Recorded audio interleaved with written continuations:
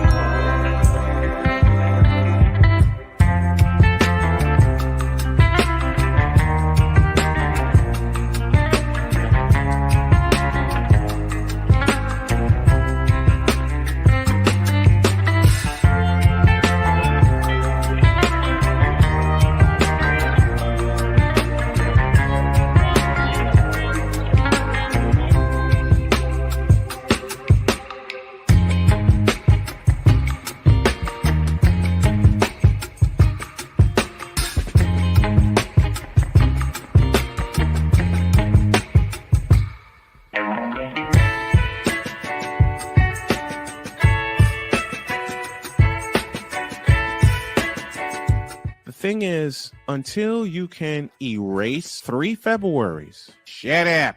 Bang! Quality over quantity. LeBron has beaten some of the best competition in NBA history. He's the GOAT emoji.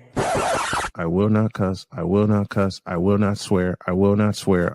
Where sports is the base, life and fun are the results. This is the Brian Snow Show.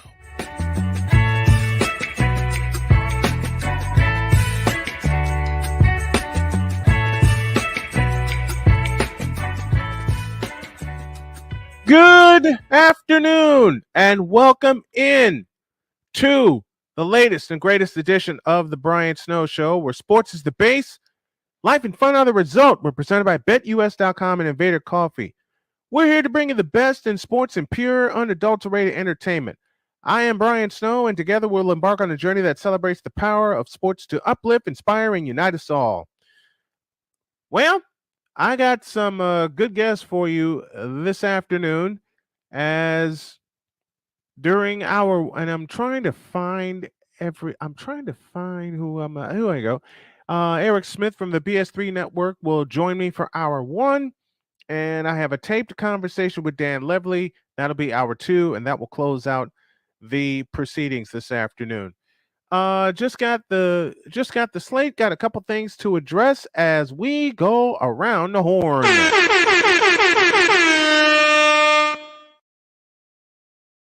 We start in Baltimore, where Odell Beckham Jr. is making his way back from a debilitating ACL injury, and he's treating that like this could be his last season. Beckham told The Athletic in an article published Monday, quote, "I'm thinking like this is my last year. I'm going to give it my all this year. Then if something happens after that, we'll go from there," close quote.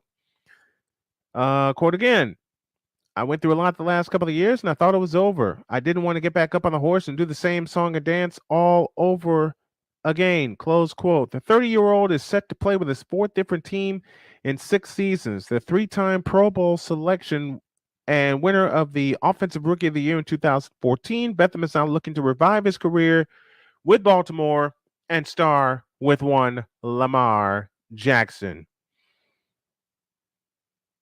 I shouldn't, but I am. You fool!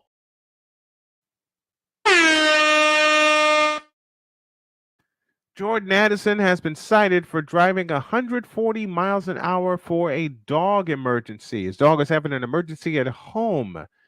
The updated citation includes misdemeanor charges for speeding and reckless driving.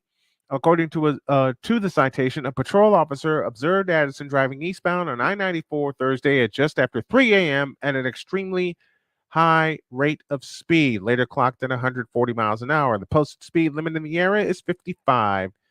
Driving a Lamborghini with dealer license plates, Addison first slowed down when he saw police lights from another trooper who was pulled over on the right side of the road. The 21-year-old, who was the number 23 pick of the 2023 draft, issued a public apology a day later, saying he made a mistake and used poor judgment. Gee, you think? You think he used poor judgment, man? You know, these rookies need 2 symposiums, not just one. They need 2. They need 2 symposiums to show them the stupidity of their decisions. Would be the second one. And believe me, and it's got to be some kind of what is the word I'm looking for? Consequence. There's got to be some sort of consequence for stuff like this. Period. A group of star NFL running backs gathered for a video meeting Saturday night to address what they see as a disturbing trend impacting the top players at their position. This is via usatoday.com. Organized by Austin Eckler of the San Diego Chargers, the Zoom gathering included Christian McCaffrey, Derrick Henry, Saquon Barkley, Nick Chubb, and other big names as they discussed several recent incidents of NFL teams taking a hard line on giving established running backs big money contracts. Nick Chubb told reporters, quote, "Right now it's just talking. There's really nothing we can do. We're kind of handcuffed with the situation. But the biggest thing is that we're at a position where our production hurts us the most. If we go out there and run for 2,000 yards with so many carries, the next year you're going to say you're probably worn down. They're going to say you're probably worn down. That's the biggest thing I took from it," close quote. Well, depends on the player. Depends on the player and what they do the following year. Simply put, it just depends on the player and what they do the following year. That's my take on it. That's Around the Horn.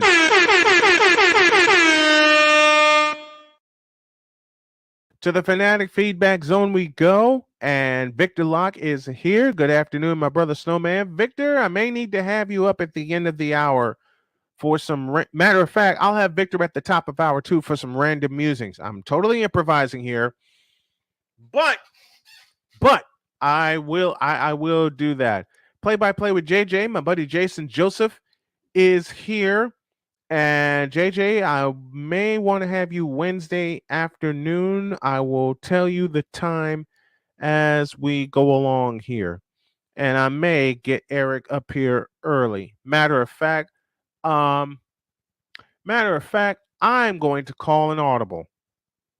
In fact, my producer hates when I do this, but I'm going to call an audible and get Eric up here as soon as possible. So let's take a break, and when we come back, Eric Smith will join me.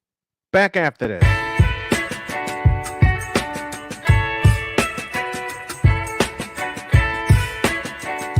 The thing is, until you can erase 3 Februaries, shut up. Where sports is the base, life and fun are the results. This is The Brian Snow Show.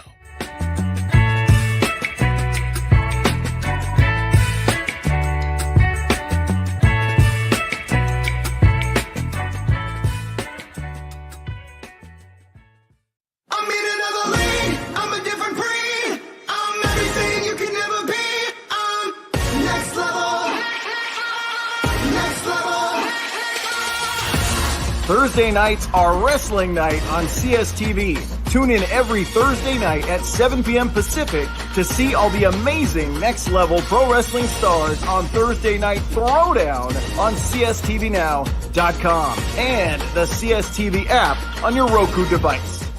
PK Tire Pros, your one-stop on-the-spot auto service headquarters for a complete line of quality tires and auto services. For years, we have provided the Stockton, California area with the latest products and unprecedented services for everything we sell. And for years, our customers have been coming back. Take a look around. If you don't find what you need, visit us in Stockton, California. From the latest and best in tire technology to the services required to keep your vehicle looking good and running great, PK Tire Pros can get you out on the road quickly and at an affordable price. Stop by soon and see why so many people consider PK Tire Pros to be the one-stop shop for all of their tire needs. At PK Tire Pros, our friendly and knowledgeable staff, quick and dependable service professionals, and affordable prices all come together to make driving out on a new set of tires easy. On top of that, we never tire of tires. Stop by and see us, and you'll be glad you did.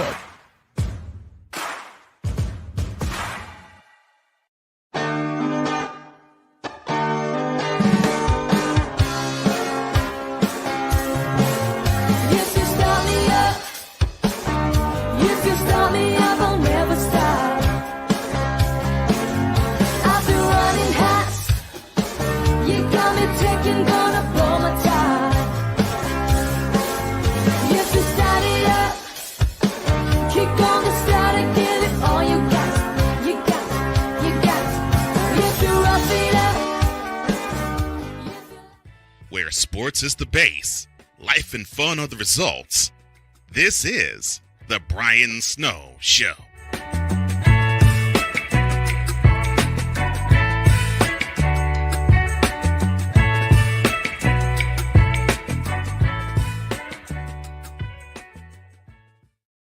And when you host 2 award-winning shows, you kind of get you kind of run yourself ragged, but I plan not to do it with these 2 shows. Portions of this is sponsored by Recruiting Giants. Our mission is to connect exceptional talent with exceptional companies. We strive to provide innovative and tailored staffing solutions to help organizations build successful teams. By leveraging our expertise and extensive network of industry professionals, we aim to drive growth, foster long-term partnerships, and positively impact the success of both our clients and candidates. We are dedicated to delivering exceptional service, exceeding expectations, and becoming the preferred staffing partner for businesses looking to recruit top talent. For more information, email my buddy Mark Zanetto at info@recruitinggiants.com or call 336-587-3659. That's 336-587-3659. Recruiting Giants, where talent meets opportunity. Eric Smith is on the way at the bottom of the hour. I just shot him a way to check in, and all right, I have the description, and I'm waiting for him to check in right now. But while we wait for him, the NBA Board of Governors approves Michael Jordan's sale of the Charlotte Hornets. After 13 years, Michael Jordan says, "I'm out. and walks away with billions of dollars. He agreed to sell the team on June 16th. When an NBA owner decides to sell, however, it must be approved by the NBA's Board of Governors. Jordan's decision to sell leaves the NBA without a black majority owner. Oh, really? You had to put that in there? You had to put that in that article? Now the hype train is really going to go out of control when it concerns this. Yeah, if this leaves the NBA without a black majority owner, okay, well, maybe some black majority owners didn't want to get involved. You don't want to get involved just to get. You don't want to get own a team just to own a team. There's a lot of work that goes into that goes into it. A lot. And he just decided, okay, I've done the job to the best of my ability, and I'm getting out of here. He just said, okay, thank you. He's like, thanks, but no thanks. I don't want to do it. I don't want to do this another year. I do not want to do this another year. So what? It leaves the NBA without a majority black owner. The hype is going to be real now with that subject and that subject alone, because you want to have, if you have a team, you want to have the right people in place. So your team can, first and foremost, be competitive throughout the course of a regular season. The sale price is reportedly around $3 billion.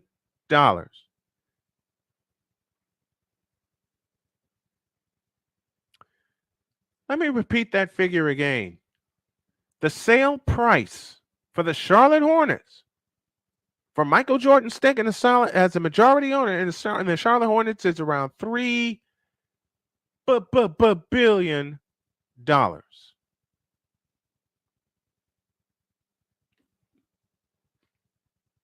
I don't see any problem with that. If you're going to sell a team for $3 billion and get out, see ya. I'm out. Let someone offer me $3 billion. I'll take it, but I'll have some provisions to it.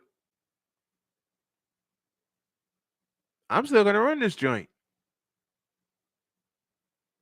But I'm also going to put the right people in place to do it properly. I am just now getting a team together production-wise. And I'm starting to like not having to carry the entire load of running my company, broadcasting the games, and making sure the production of the shows is on point. Because I got to tell you, before I brought Cole aboard as my EP, I was lacking big time. The only thing I wasn't lacking is content, but I was inconsistent as all hell. I was inconsistent. I said it, and I meant every word of it. I was inconsistent as hell. Now that's changing. A little bit at a time. It is changing, and thank God it is. Because I didn't know how much longer, especially after I met Jody, I didn't know how much longer I would be able to steer the ship. And steering the ship was like my biggest concern, but now I realize I have other concerns. But they're not, but they're slowly not becoming concerns anymore because I'm getting the right people in place. Building the foundation, as Victor would say. Slowly building the foundation. You know, the best part about building this foundation, when you get the right people involved. Like my buddy Victor, who was my on-site engineer for 17 years. And he still controls things, in a manner of speaking, from the world headquarters in Chicago.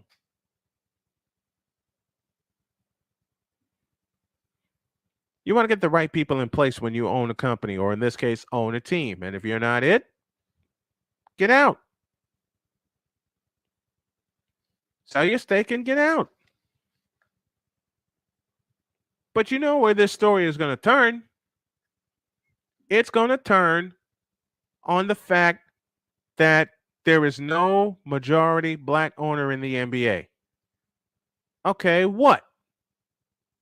Are the right people in place to run your team? Should be the question. Okay? I'd take the $3 million and run in a heartbeat.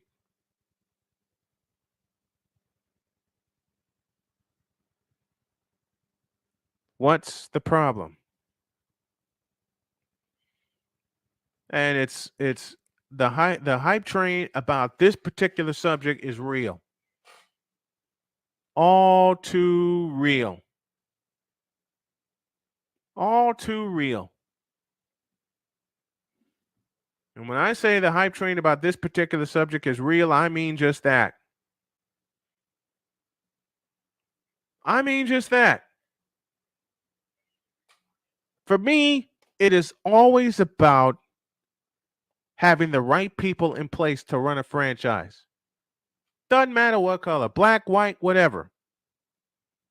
Michael took a shot at it. He was the majority owner for 13 years, and now he's gone. But he's $3 billion richer.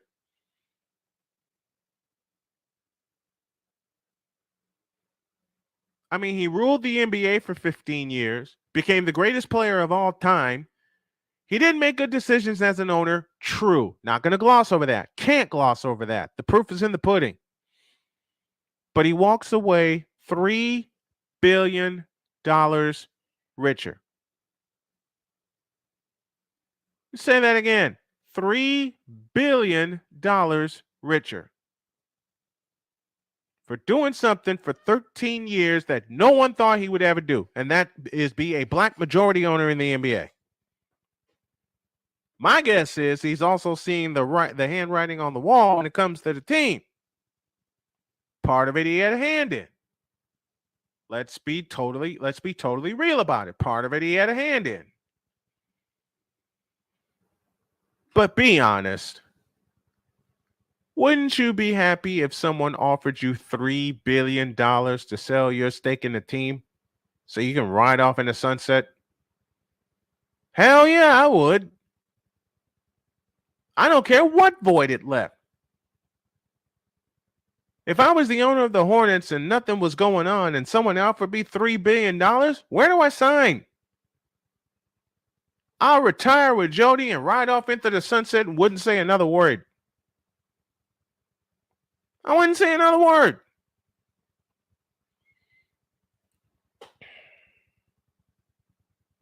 But again, it's going to go back to that particular line in the story. And the hype train is going to be real. The question is going to be who's going to be the next majority black owner? That's going to be the next question. And that's the next question that's going to be asked for a long time. A long time. As if Michael Jordan doesn't have enough money already. He put his investment into the Charlotte Hornets and he walked out with that and then some. He walked away with that and then some. He's like, okay, season over. Okay, I can stop here. I can stop here.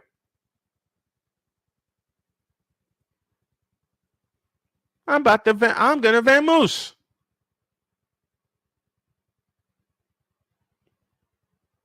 I'm going to vamoose.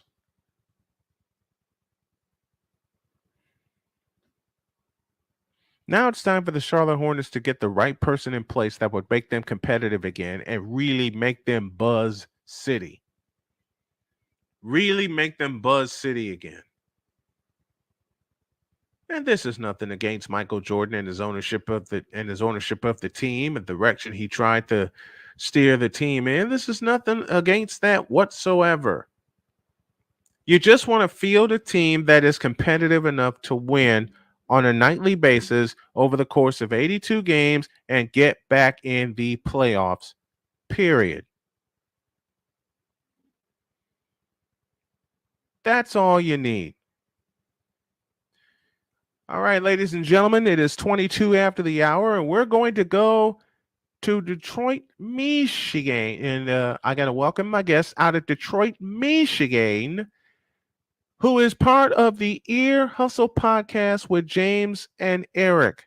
Please welcome Eric Smith. What's up, man? What's up, B? How's it going? I'm good, man. How are you?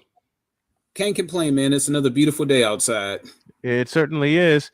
We had a talk yesterday and said we were going to share stories of triumph, and you and I share a common denominator, which is cancer trying to take us out.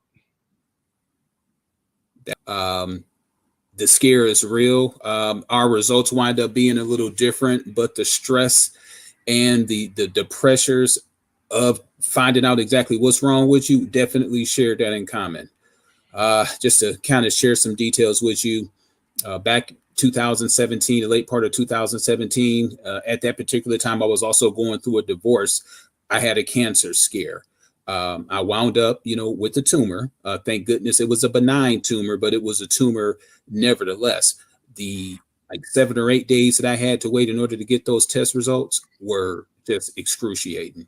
I fell into a deep state of depression. I didn't call my kids. I didn't call my friends. I didn't call my siblings. It was terrible. I was really in a dark place, to the point where, you're kind of playing the things over in your head. Like, what am I going to do if I do have cancer? Am I going to be a former shell of myself? What are my kids, going to do without me? What is my, siblings are going to do without me? I thought about all of that stuff, but honestly, none of that really mattered. I was kind of like focused in a dark place. Just really, if I would have got that cancer diagnosis, I don't know how I would have handled it. But luckily, I had people who cared about me more than I actually cared about myself at that time. The same people who I shunned off are the same people that was wondering what was going on with me. My co-host of the Ear Hustling podcast was one of those folks. He's down over in Atlanta. He smacked me up pretty good in terms of telling me that I need to take that stuff off. He was like, well, what are you thinking about when I, confessed to him what I was thinking as far as like, possibly even committing suicide.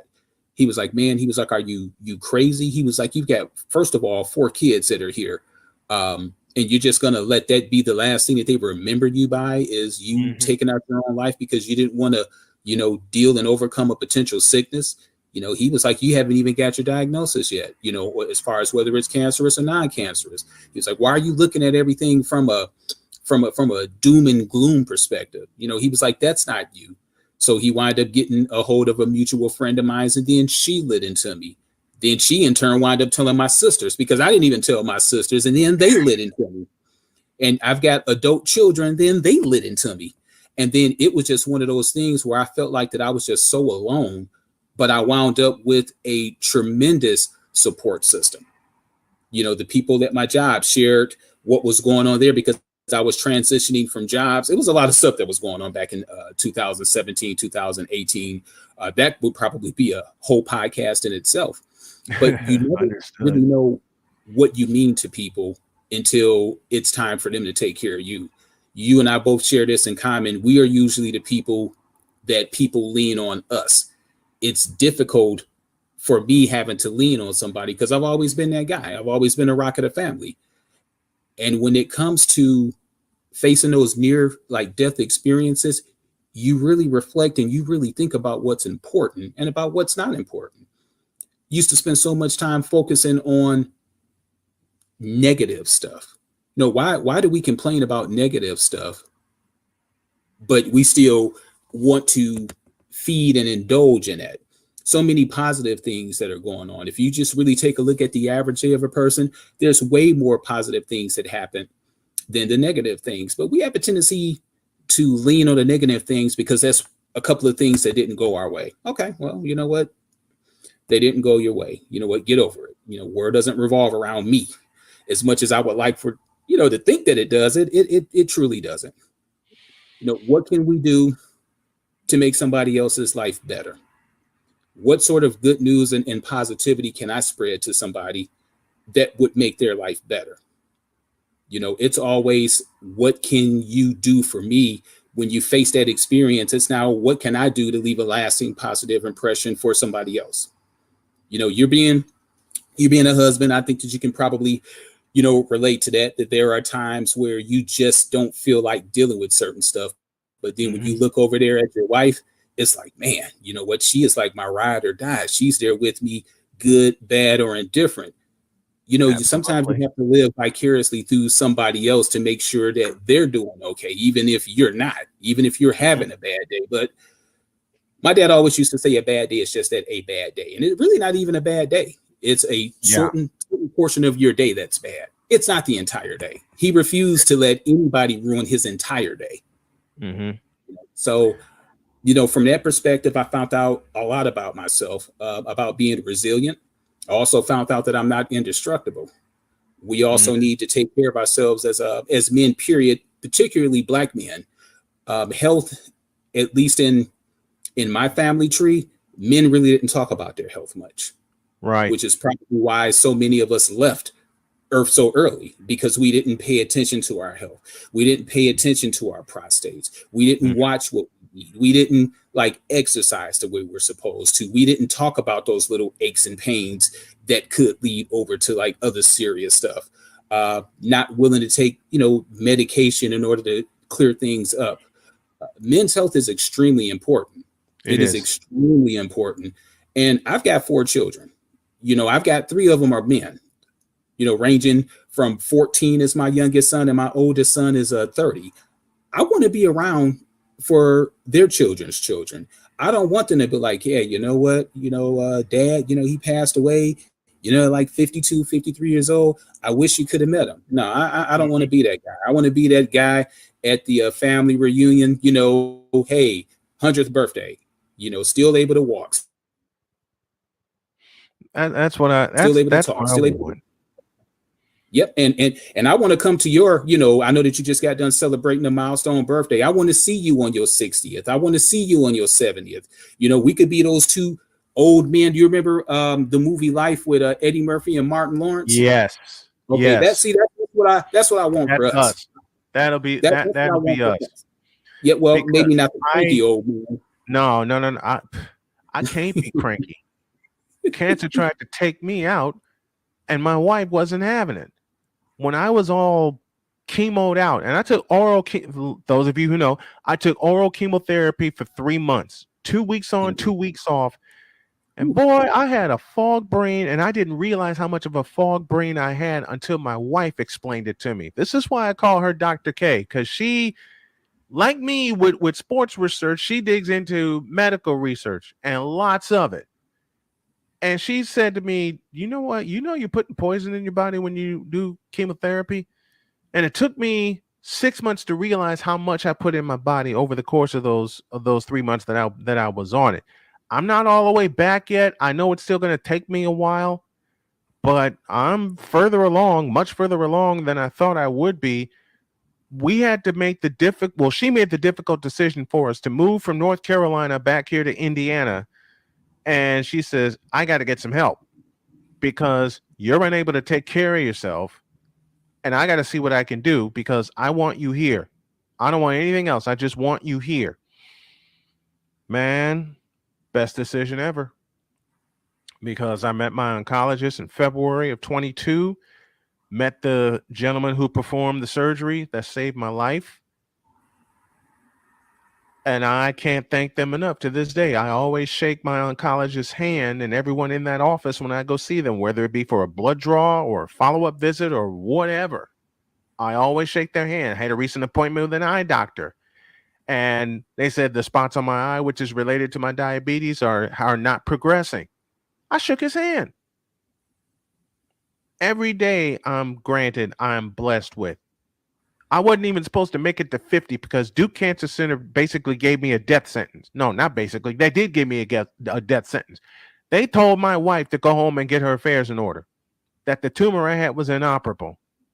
My wife wasn't having it. This was November 21, and my wife wasn't having it. Just celebrated my 51st birthday with a lot of people. And you know what? That's remarkable. You dealt with that during the height of a pandemic. Yes. Among other things. So you know what? I don't want to turn this into a religious show, but I do feel that I have to say this.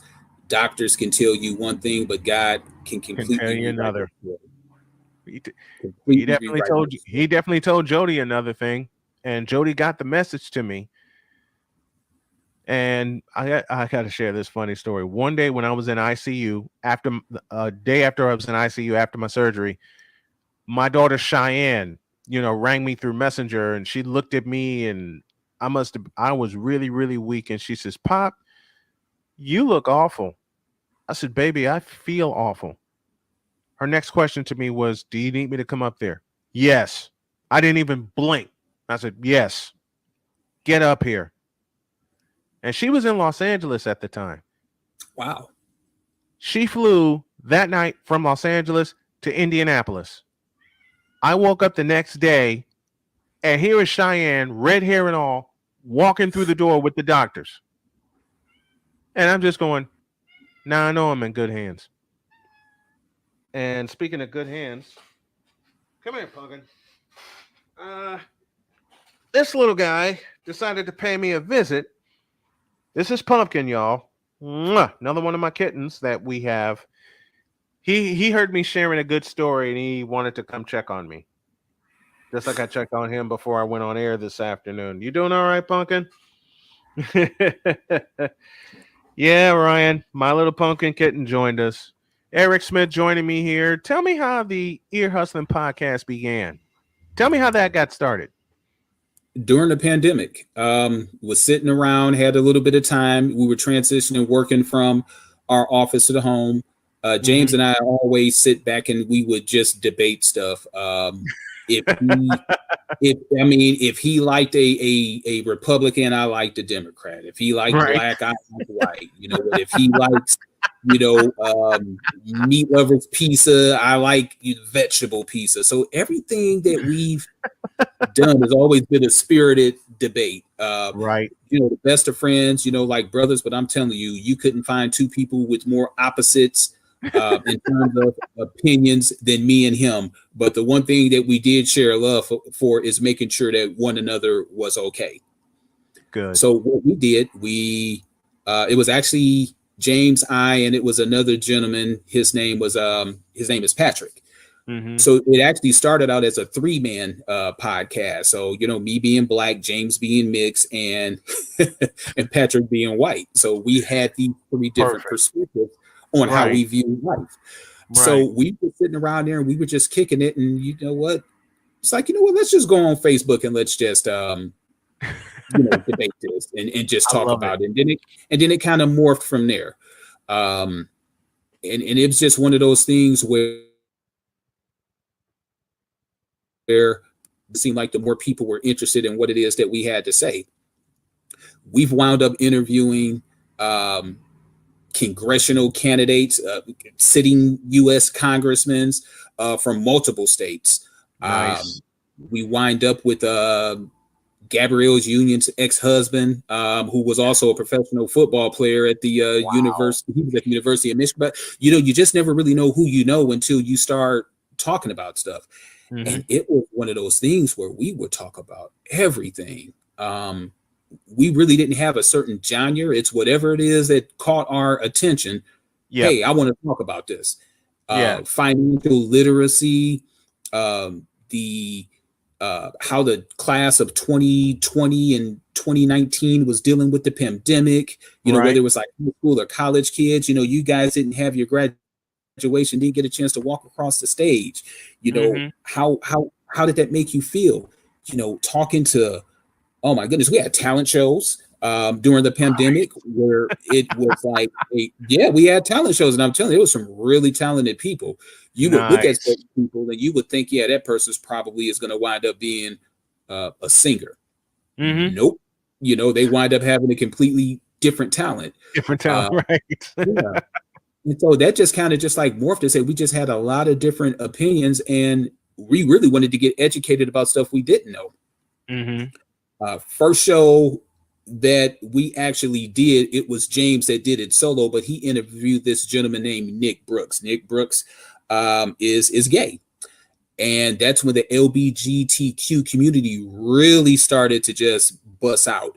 Yes. And when you sit back and you talk to Nick is just like a regular guy. He was like, look, I'm a regular person. The only difference is that I like men as opposed to women. Right. And he was like, the thing about it is, like, him being ridiculed, he was like, look, this isn't something that just happened to me. This is something that's always been inside of me, and I wasn't making myself, happy by hiding all of this. And he was like, why would somebody choose to go that far against society if that's not how they truly felt? Right. And when he brought that point up, that was just like, wow, that was kind of like an eye opener. Yeah. It was like he was wearing a mask the entire time.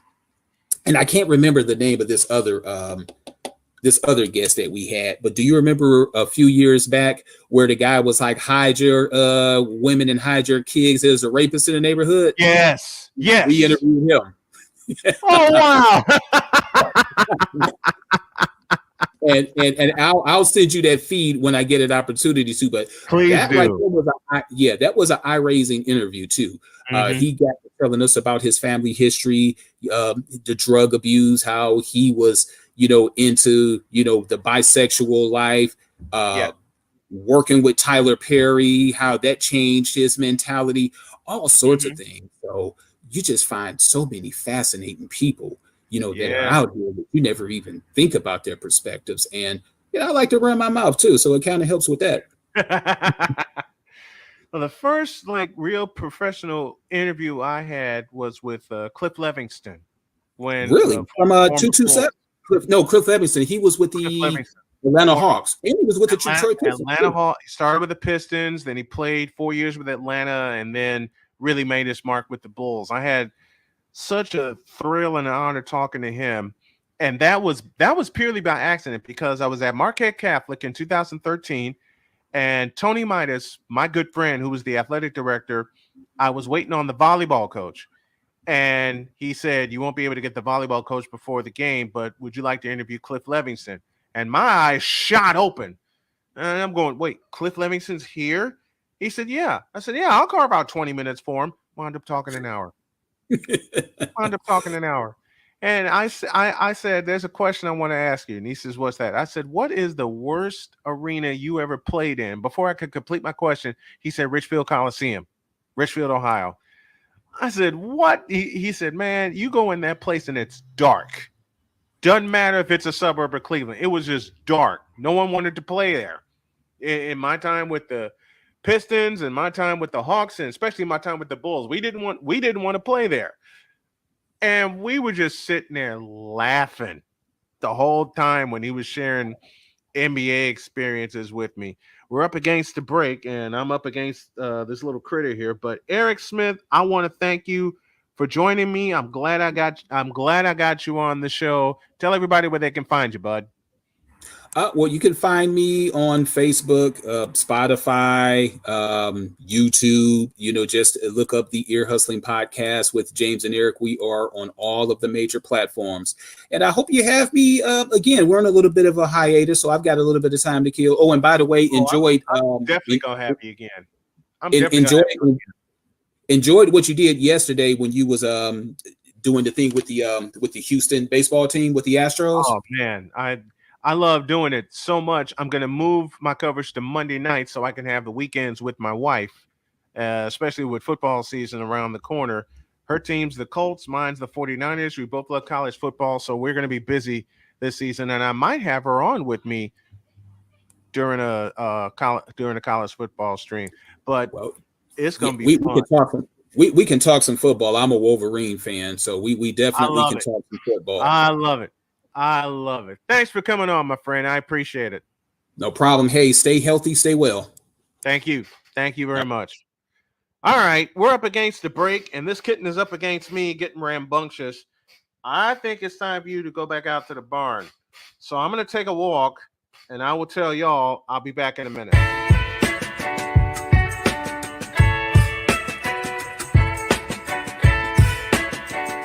The thing is, until you can erase 3 Februaries, shut up.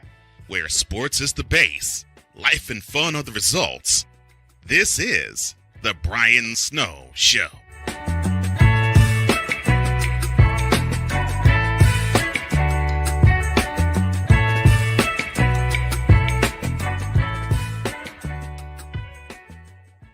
Hey y'all, Snowman here. Catch me, Cole Johnson, Wise El Jefe, Vikala, and the rest of the usual suspects and a few unusual suspects as we bring you 2 hours of the best sports talk you will ever watch and listen to. It's called Snowman in the Morning with Cole Johnson. Now on at 10 a.m. Eastern, 7 a.m. Pacific on CSTV and CSTVnow.com. Join us, won't you? This planet has been great to me. It's given me gifts that I can't even explain. It's given me adventures and memories I'll never forget. And Battleborn, I think, has given me the opportunity to go beyond and give something back. How can I be a better custodian to this planet and the place I live? That's where I am with Battleborn. Let's make the planet a better place.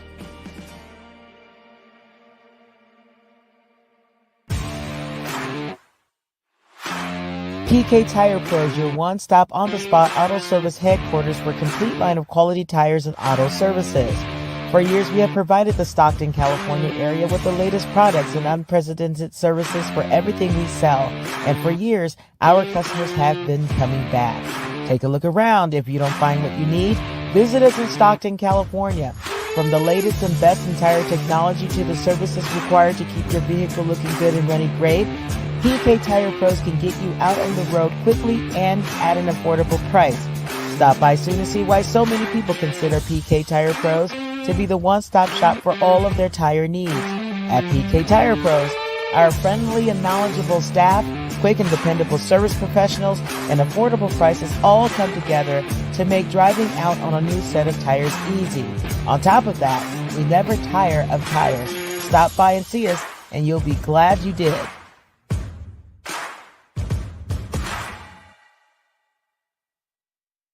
Where sports is the base, life and fun are the results. This is The Brian Snow Show.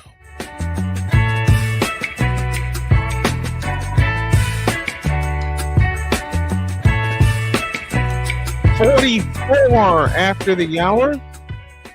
Want to thank y'all for being with us this afternoon. I called an audible and I got Eric in early. I'm so glad I did. Had a wonderful time with him. I plan to have him back during football season to have a lot of fun. May have some random musings with Vikala in just a moment. Ryan McCarthy says, I hear kittens. Yep, you heard Pumpkin. One of my kittens. I have 3 that are usually randomly in the house throughout the day. I got Pumpkin, who you saw. I have Winnie, who everybody knows. And then I have Binks, and I haven't had Binks on in a while because Binks loves to sleep, like me. Binks loves to sleep. Binks loves to sleep. He'll eat and then he'll sleep. That's been me since I've been out of the hospital. And I'm so happy I haven't been in a hospital. I'm so happy I haven't been in a hospital in a while. But thank you to everyone at all the hospitals I've been to, IU Med Center in Indianapolis, Columbus Hospital. They just did a wonderful job on me, especially the folks at the IU Med Center. And having said that, that leads to me talking about this. I want to have the ultimate stadium tour where I see as many stadiums and arenas that I can lay my eyes on. But there are 3 purposes to this. The first one is to get some money in for me and my family so we can really, really get back on our feet. Let me adjust my chair here. Hold on a minute. That's all the squeaking when the chair gets too low. There we are. The first purpose is, like I said, for me and my family, so we can really get back on our feet. The second purpose is to raise money for cancer research. And it's a cause that is very, very dear to me because I fought pancreatic cancer and won. I fought it and won. And I want to help as many people as I can, especially through the V Foundation. The great Jim Valvano said, don't give up, never give up.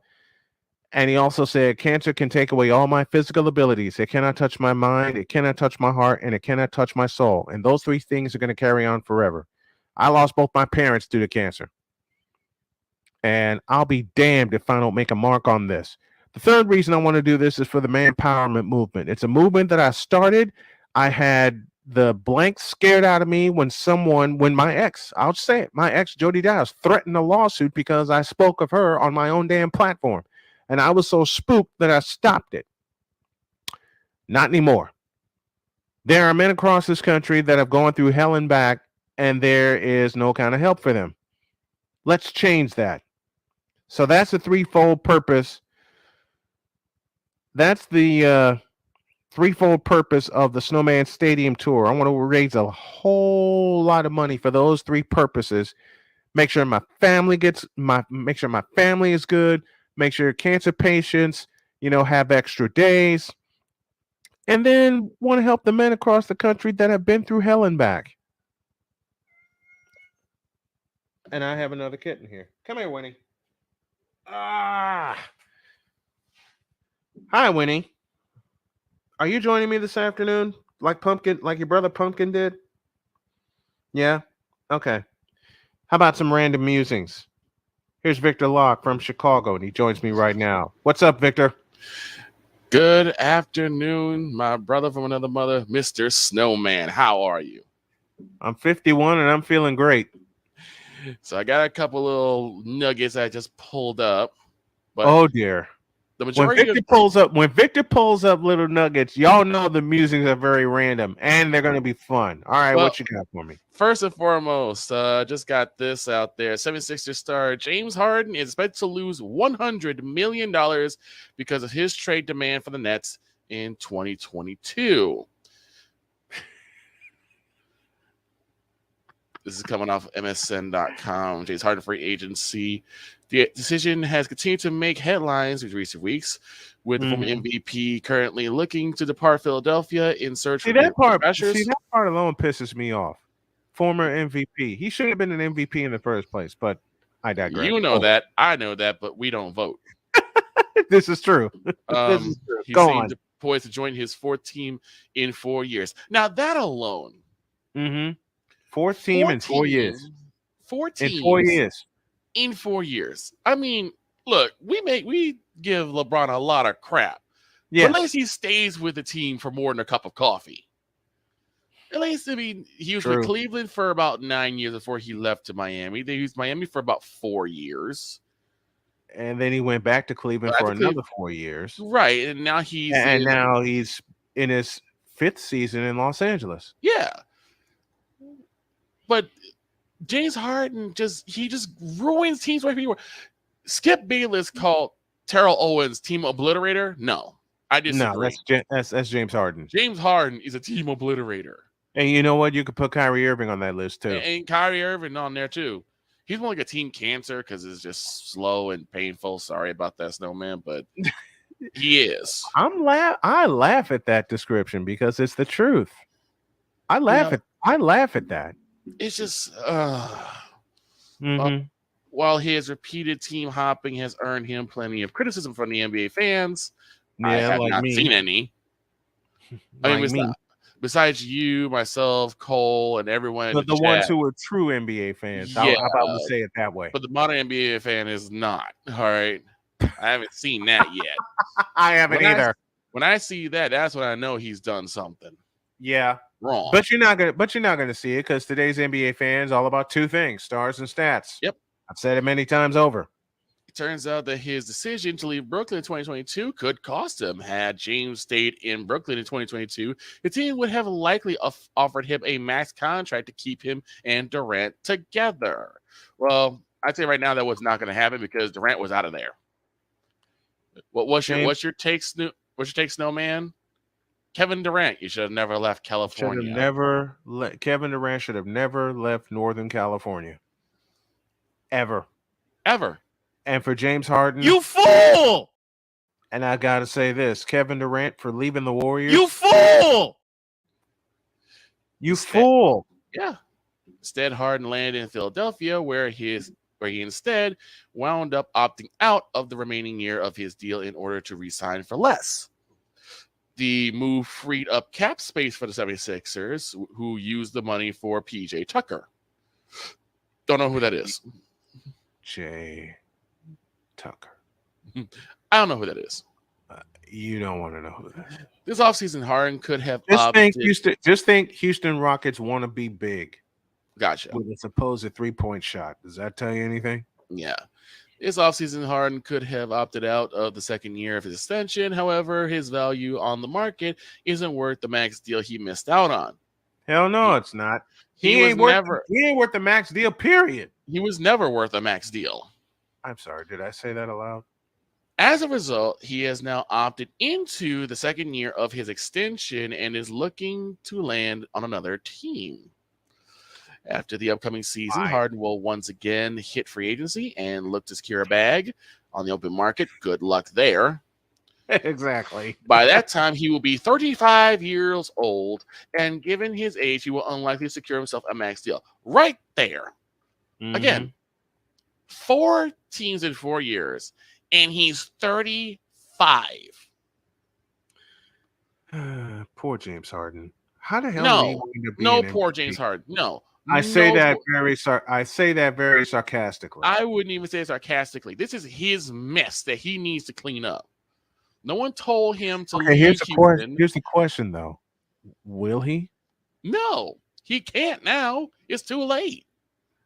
And now a selection from the Wonderberg Choir entitled, "It's Too Late."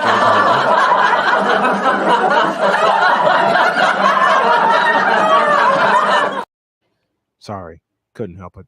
No, it's fine. So between missing out on a max deal in Brooklyn, the pay cut, and his next deal, Harden loses near $100 million. Good. And Mitch Kosky just said it. Harden did this all to himself. Yes. Yep. And in many ways, and Sixer fan, you're not going to like this, JJ included, Joel Embiid did this to himself. Considering he and Durant on the Brooklyn Nets was believed to be more than formidable duo, many have wondered if Harden jumped the gun leaving the Nets. No. The thing is, yes, paper. That's why I laugh at that statement. On paper, yeah, the Nets should have been titles. I remember when Ryan Hollins and Will Kane were going at it about Kyrie and KD being on the Nets together and then bringing in James Harden. Why you got to mention Ryan Hollins to me and not just had a cup of coffee? I'll explain why. Because in one small segment, Will Kane must have let the power of Stephen A. Smith possess him, because he looked like a Stephen A. Smith. Like the way that he acted, it was like, what? When did Stephen A. become white? When did Stephen A. become Will Kane? What in the world is going on? What happened? Yeah. But for some reason, like he was like, look, Katie and Kyrie, you don't think they're gonna get titles? And I was like, no, I don't think so. And I was like, you know what? I can understand Will Kane's frustration. Yes. Because Ryan Hollins is an idiot. But on paper, KD, Kyrie Irving, and James Harden should be title contenders, at least for 4 years. Like I said, keyword should. Yes. Not are. Right. This is what I mean by when we put all these expectations on, and when Desus also said about putting expectations on these teams like Philadelphia Eagles. I love you, Kuma Kane. I want to see them jail before I can give them that crown again. I want to see that. I want to see that too. Because the Eagles they're going to be unstoppable. But you might have different egos, different mentalities. They may not gel together, and it might hurt the Eagles.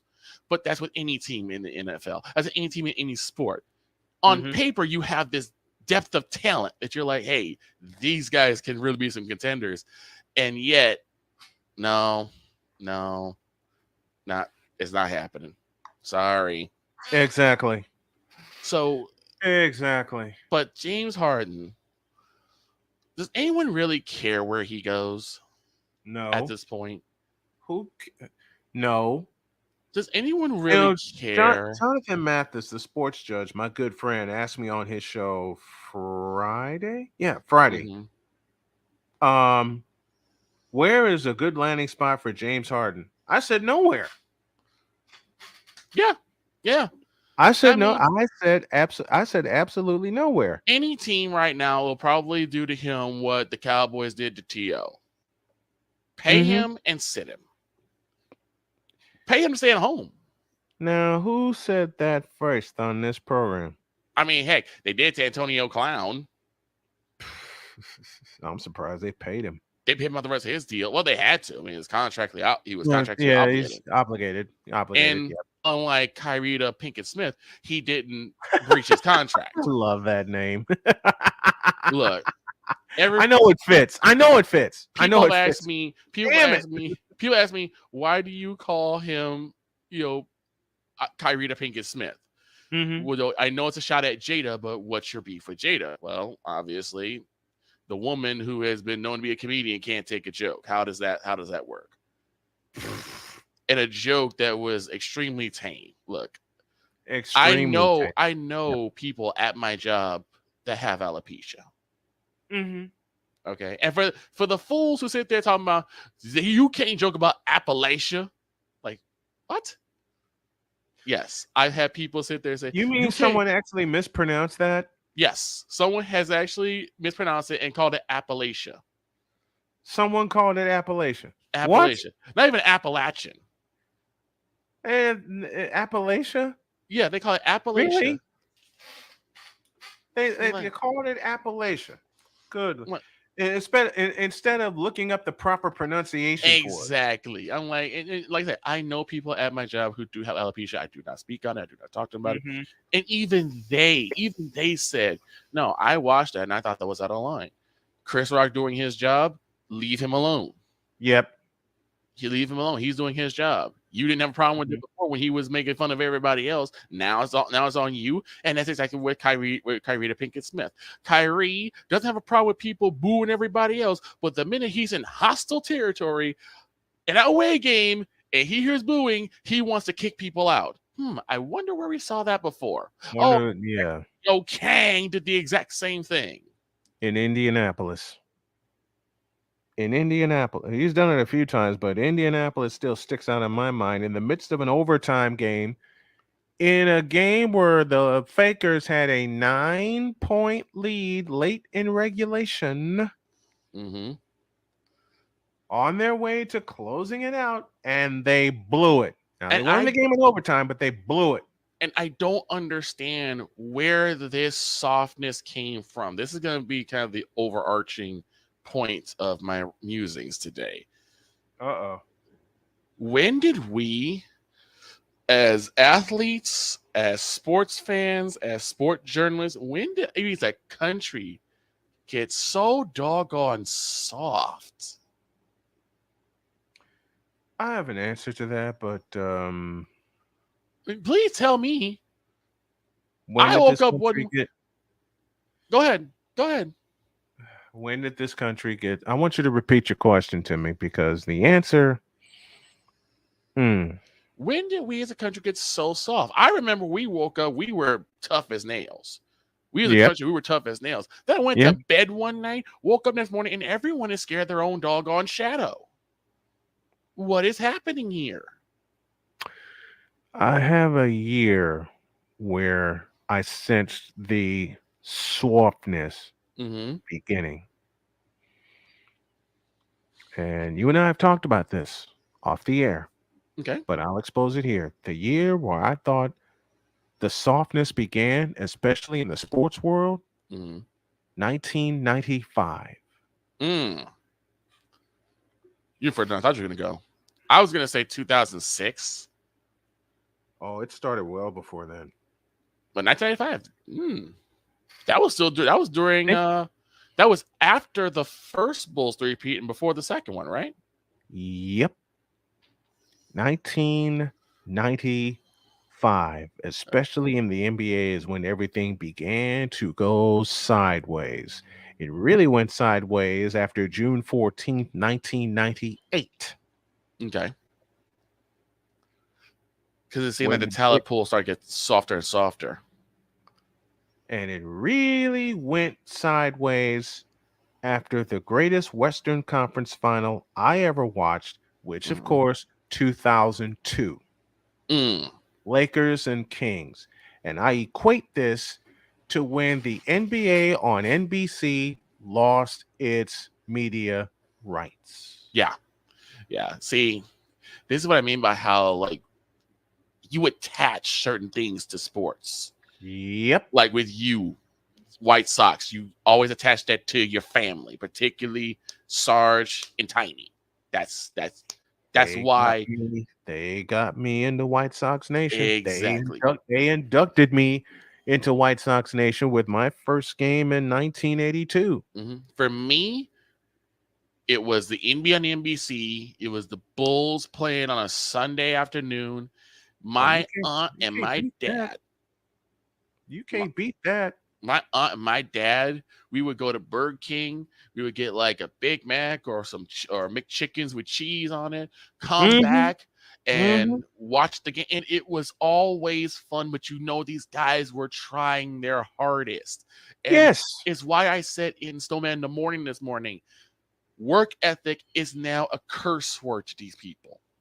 Now, for me, it ain't.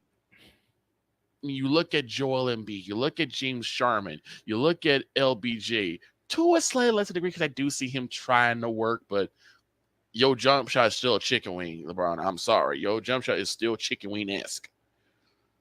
But I can see him trying to work. Kevin Durant, Kyrita Herbal Tea, Kyrita Pickett-Smith. You just see a lot of guys who are just Kevin Nappy Head, as Cole Johnson would say. Yeah, you just see a lot of guys not really take their gym time and their time to work on themselves seriously enough. And it's becoming embarrassing because becoming a parent. I remember back in the days when the USA, Team USA, was not only the dream team, but remember on Space Jam. But just plain dominant. But you also remember this from the movie Space Jam, the mean team. Where you were scared. I remember it quite well. Yes. You absolutely were scared. I remember the Barcelona games. When the Dream Team came to Barcelona. Ooh, boy.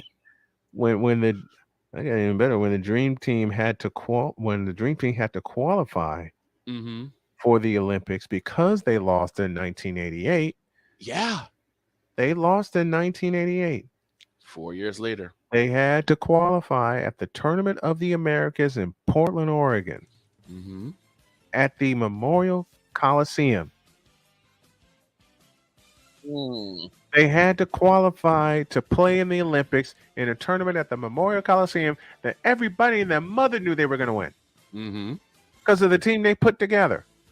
Because of the team they put together. And you already hit me in the feels. I hear it in the background, and already I'm just getting the feels of like being 9, 10, 11 years old, sitting on the TV in my grandmother's house. Oh, you are hearing what I put together, right?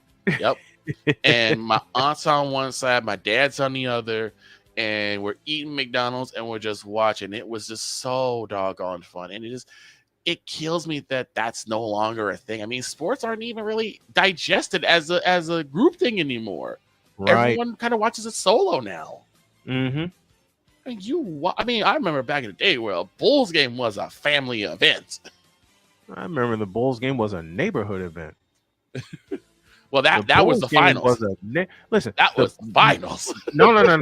Regular season after the Bulls won their first title, every regular season, every game, regular season and playoffs was a neighborhood event.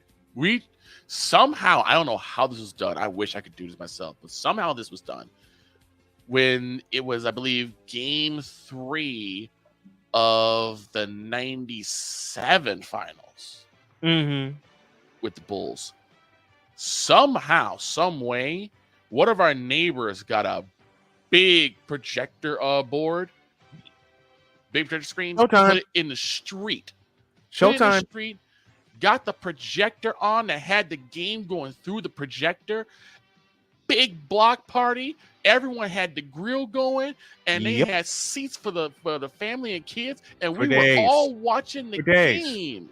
Because everybody could see it. It was it was everybody could see it. It was a big ass projector. I remember those size projectors. I'm just like, Hell, I ran one. For God's sakes, at Chicago was- State.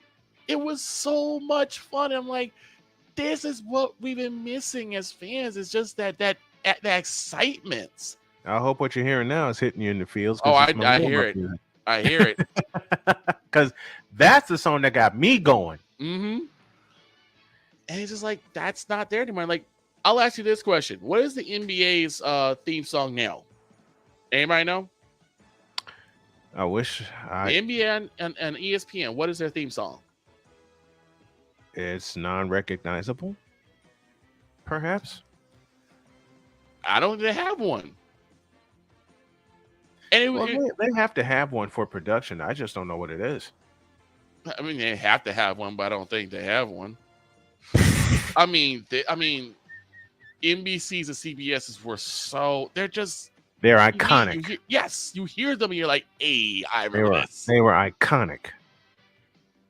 I mean, same thing with MLB. Because every time Fox. I play this in the background, and you hear it, you're one of the first to check in the morning. You hear it. Mm-hmm. We're going old school with the NBA on CBS. You're blankety blank right. Yes. I would say it another way, but we're on radio, so I can't do it. Again, it's these little things. And this is like got you through hard times. I mean, man, rough days at work, rough days at school. You know, maybe you're behind on a project and you gotta get through it. You crank this up on your cassette tape and you're good to go. You know what? I told you this story. I'll share it with the fans since we're doing random musings. When the Bulls and Pistons were playing in the Eastern Conference Finals in 1989, the television would be on in the kitchen. And you remember my house, and you remember the little television we had in the kitchen. Yes, I do. The mini TV we had in the kitchen. We had the mini TV in the kitchen, and of course the big fat TV in the back room. We had just gotten the back room in 1988. 1989, it was all polished up, all dialed up, and you've been at my parents' house, and you know how the setup was. Absolutely. You remember that big fat stereo that was in the front room? Yes, I do. That later I had in my room. Yep. My old room. I had that blasted with Jim Durham and Johnny Kerr's call. Yeah. Of every game in that series while I was working on a science project. Yes. And that's the thing is like these things got you through tough times, whether you were an adult, whether you were a kid, whether you were a man or a woman, these got you through tough times. And it's just, there's none of that anymore. It's like everyone wants to be coddled. Everyone wants to be held gently and treated with kid loves. And you wonder why that performances are going down, why ratings are going down. Ratings have been through the floor in a long time. Look, we talked about the All-Star game ad nauseum. Oh God! But let's explain exactly why. Even though it was not considered a meaningful game, I'm using meaningful in quotation marks. Yes, you saw them boys play defense in the 90s. You saw them run for every possession. You saw them fight for every possession, for every rebound, every steal, every shot, every point. They fought for it. They did. And now you're not seeing that anymore. The All-Star game is just a over-exaggerated, elevated, elegant game of horse. Who can do the craziest dunk? Right. Who could do the craziest layup? How many times can you go between the legs without being called for a travel? Oops, did I say that? You just pressed a button. I'll press it again. How many between the legs dribble can Kyrie Irving do before being called for a travel? No, not that. You said dunks. So let's talk about the dunk contests. At what point do we sit there and say, we're not going to give you participation points? We're going to actually score you on what you can and can't do. I am getting so doggone sick and tired of seeing individuals get 3 attempts at dunking a basketball, miss all 3 times because they don't know how, and then they're getting 2 points. 2 points? 2. For missing a dunk? 3 times in a row, you should be walking back with a big fat 0 and a big fat L. Just staple a L on your forehead. I'm sorry. If for those of you who missed it, Victor said you should be walking back with a big fat.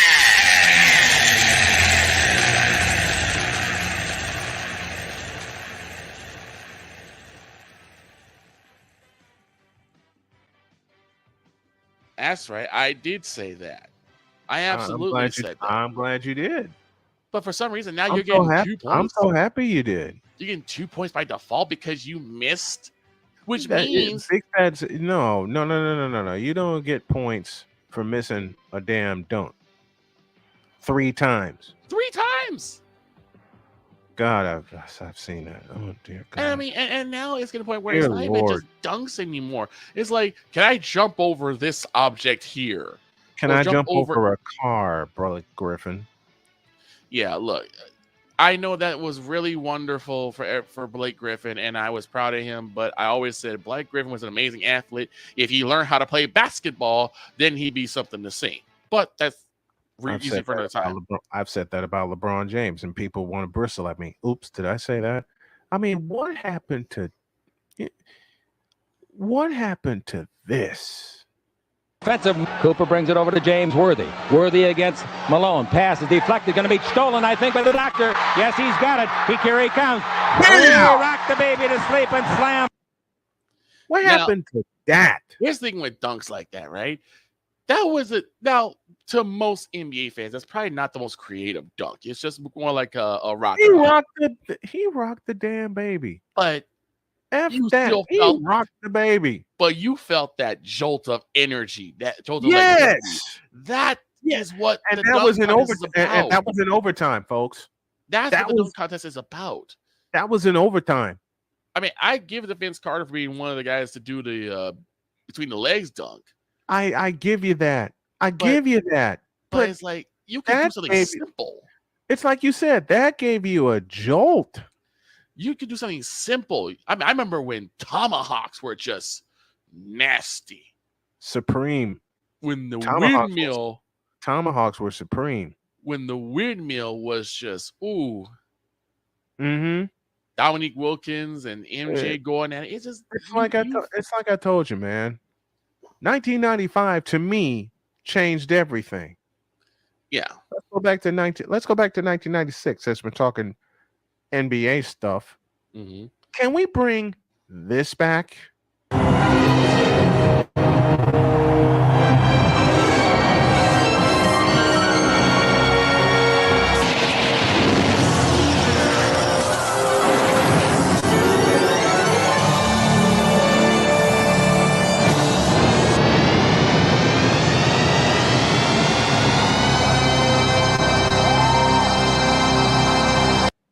Can we bring that team back? Well, I was Seattle gonna wait. Supersonics? I was gonna wait, but since you already pressed that button, let's talk about some teams and team names The Seattle Supersonics, damn it. that really just aggravate Need me. to And come back. you touched on something this morning.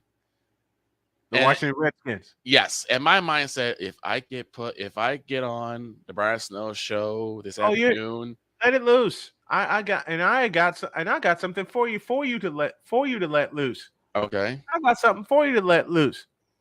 Wait a minute. I'll do even better. I'll do even better. I'll put it here. Go ahead and let loose while I get this queued up for you. Go. okay. So let's start off with the Washington Redskins, and I am going to say the Washington Redskins. You can Please find do. me, you can sense me, you can bleep me all you Man, want. Man, There look, was, there was the Washington freaking Redskins. I'm going to say like this, Right? there was absolutely no reason for them to change the name. Okay. Can you say that again? There was absolutely no reason to change the name. In fact, there was a poll because they actually tried to fight to keep the Redskin name alive. There was a poll that they All right. went to indigenous I got individuals. I got you. Mhm.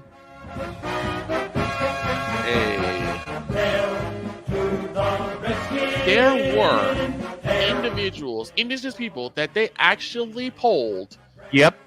and they even said they thought it was a badge of honor to have the NFL make a team based on them, Yes. based on their warrior spirit.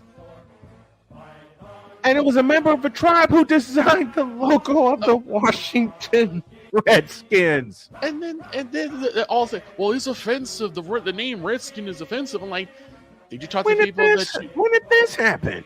What aggravates me is I see this too many times. The people who proclaim that this is going to be offensive to other individuals, they're not part of that particular group. No. They're not part of a particular group. The people who sat there and proclaimed that the Redskin name was offensive to Native Americans, guess what? Not a lot of them were natives. Nope. Not a lot of them were natives. Not a lot were members of a tribe. It's got to the point where we're trying to be so on eggshells that we can't say this because people will think we're racist or we're sexist or whatever it may be. That we need to continuously overcorrect to the point where the Washington Redskins, for at least 2 years, were simply known as the Washington Football Team. What type of crap is that? Who wrote this ish? And I defy. If you guys have an actual reason as to why the Redskins name should be changed, please let me know. Please let me know. If you know people who were actually offended, people other than just Sick Diggy said who actually designed the Redskins logo, and I talked about it this morning. I'm trying to find who because I know Sick Diggy put it in the chat, and I'm trying to locate it now. Yeah, I think Ryan brought that up too. Yeah, and he brought up the Edmonton Eskimos, aka the Edmonton Elks. The Redskins logo before it was scrapped, and it was Ryan McCarthy who brought this up. The Redskins logo before it was scrapped was designed by a member of the Blackfoot tribe. Exactly. What's the problem? So now you're telling a member of the Blackfoot tribe, yep, that your particular logo is offensive to other individuals of indigenous tribes. Because now you're saying it's offensive to the Blackfoot tribe, and the guy who is a member of the tribe designed the damn logo. Exactly. That's a double standard if I ever saw one or heard one. I just don't understand. I just don't understand. I don't get it either. I just Walter don't understand Wetzel how is his and name. why. Walter Russell? Walter Wetzel. Wetzel. Redesigned logo introduced in 1972. Designed the Redskin logo. Yep. Redesigned logo introduced in 1972 was proposed by Walter Wetzel, a former Blackfoot tribal chairman and past president of the National Congress of American Indians. And it was modeled after the likeness on the Buffalo nickel. Wow. So not only was this proposed by a former Blackfoot tribal chairman who also happened to be a president of the National Congress of American Indians, but it was modeled after part of their money. What is the matter with our country? What is the problem with that? Modeled after what'd you say, a nickel? The Buffalo nickel. Buffalo nickel. I mean, you couldn't get more Redskin than that. You can't get more native than that. You can't make this up, folks. It wasn't like it was just a group of white guys who watched too many John Wayne movies. Tell me his name again. I want to get the name right. Walter Wetzel. Wetzel. Walter Wetzel. Designed. Go. Say it again. Say it again. A redesigned logo introduced in 1972 was proposed by Walter Wetzel, a former Blackfoot tribal chairman and past president of the National Congress of American Indians, and was modeled after the likeness on the Buffalo nickel. You can't make this up, folks. So you are telling me that You can't make this up. You are can't. telling me that that this is ridiculous. It wasn't like a group of white guys who just watched so much John Wayne movies and decided, hey, we're gonna put what we think what a Indian would look like or Native American would look out. No, this is a guy who actually lived that culture and had to share his culture with the nation via the Washington Redskins. Say those last two words again. The Washington Redskins.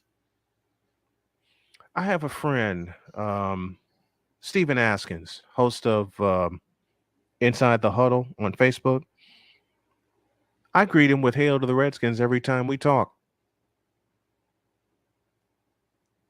Yeah, I could never say Washington. The times I've had Mike debate on this program, the times I've had Mike debate on the morning show, which now is spanning 7 years, unbelievably. I want to also bring this up because I just saw something from 6 Great years, Falls 6 years. Tribune. 6 years. I also want to bring this Go up because I just looked at something. I got a little bit of a interview from one Bill Wetzel. This is Walter Wetzel's grandson. And it's just a little piece. It always really bothered me that because of his association with a logo, his name has been so conflated with a racial slur. He was much more than that. He was a Blackfeet tribal chairman, president of the National Congress of American Indians, and spent his life working to advance civil rights. Among his greatest accomplishments are his pioneering work in job training and housing programs, which impacted not only indigenous people, but the populace at large. So again, this guy was a leader, not a leader of his own group of people, not only his own tribe, but also was a leader of the populace as a whole and helped out the community.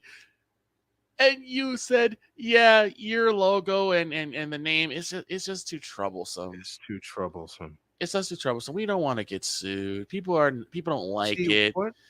And times changed, and this is what aggravates the most is this whole times have changed, or this is just a sign of the times nonsense. No.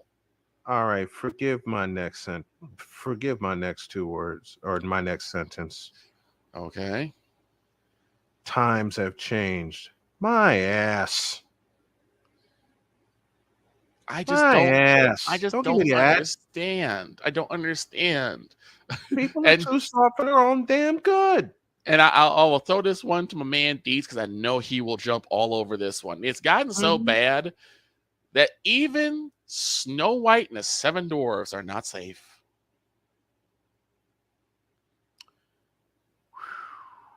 Yeah. They are now known as Snow White and the Seven Magical Beings. Huh? Yeah. Because dwarves are considered a slur now. Snow White and the Seven Dwarfs. No, I said Snow White and the Seven Magical Beings. Son. Yeah. I'm not going to touch on that anymore. I'm going to leave that to my man Deets. But I'm it's not just that at all. But it's just like I can't touch that. It's things like the Washington Bullets. It's things like, I believe the Florida State Seminoles weren't even safe. Florida State Seminoles, the Cleveland Indians, the Cleveland Indians, the Atlanta Braves, the Kansas City Chiefs, the Illini, the Kansas City Chiefs. It's like we talk about preserving indigenous culture, and yet we are erasing indigenous culture. Miami, Ohio. Once upon a time were the Redskins. Mm-hmm. Morris High School, Morris, Illinois. They're known as the Redskins. Yeah. You had the Lamont Indians. Heck, Luther South. They were the Braves. Yep, Luther South Braves. The one in the public league that will piss me off forever. Mm-hmm. They changed the name of the Hyde Park Indians. Wait, what? 2009. Oh, you don't know this one. No, You don't know this one. no. Because I know you had some friends that went to Hyde Park. My mother went to Hyde Park. Oh, boy. Well, you need to tell your mother this one.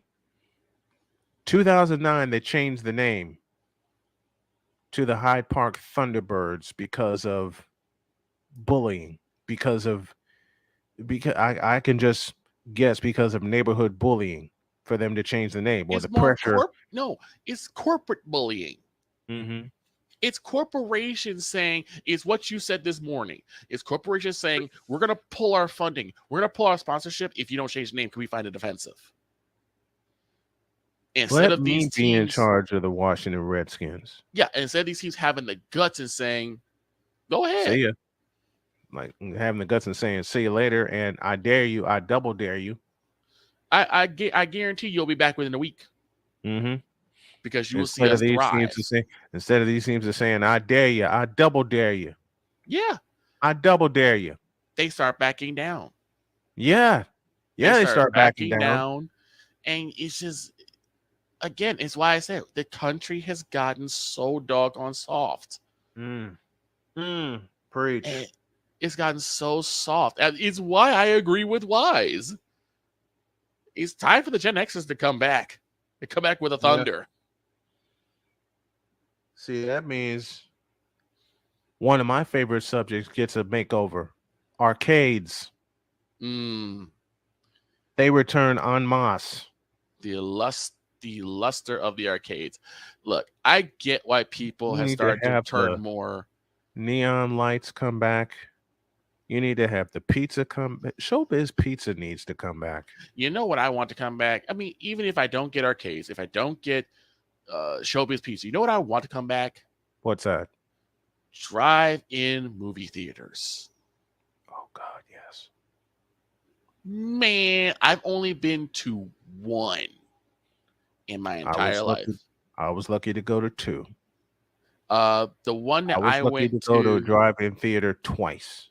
The one I went to, it's like right past, I believe it's Western, right off like 79, 78. I know where that is because that's where I went the first time to see The Wiz. I went there to see The Witches. Wait, I take that back. The one we went to was on like 124th and Halsted. Okay, I remember that one. You remember that one? It was on 124th and Halsted. The one you went to on 79, I went there the second time when I was 19. Yep. No, change that. No, change that. My brain's rattled. I had just come back home to Chicago from Minnesota when I went the second time. Mm-hmm. But the one we went to, like, was on 124th and Halsted. There was a bowling alley next to that, and there was a gas station next to that, and there was this big ass amphitheater that was a drive-in. I saw The Wiz that night with my parents. I saw The Witches with my grandmother, and it was actually a double feature. I got to see this one movie. I don't remember the name of it, but it had Chuck Norris and Steven Seagal in it. And it was one of the very few movies where Steven Seagal was a bad guy. Yeah. So I remember that one very much. But it was like, but again, those little things that just like, you want them back. You want them back so badly. And yes, for most people, it's kind of like old men just recalling the glory days, but it's also something that just brought families together. It's like we spend way more time on our phones than in front of another person. It's crazy to me. It is. All right, we're up against the break, but thank you, Victor, for your random musings this afternoon. I truly appreciate it. And don't be surprised if we do this again tomorrow and pick up where we left off. My pleasure, Snowman. My pleasure. A pause. When we come back, a conversation I had with Dan Levely from the Dan Levely Show. Back after this.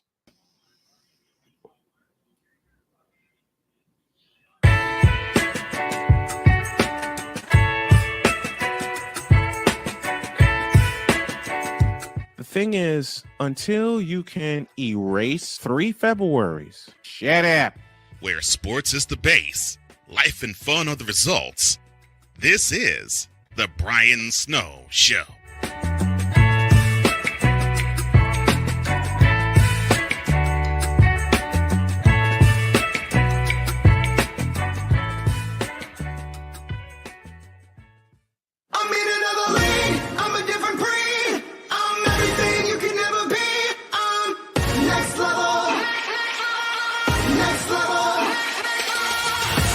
Thursday nights are wrestling night on CSTV. Tune in every Thursday night at 7 p.m. Pacific to see all the amazing next level pro wrestling stars on Thursday Night Throwdown on CSTVNow.com and the CSTV app on your Roku device.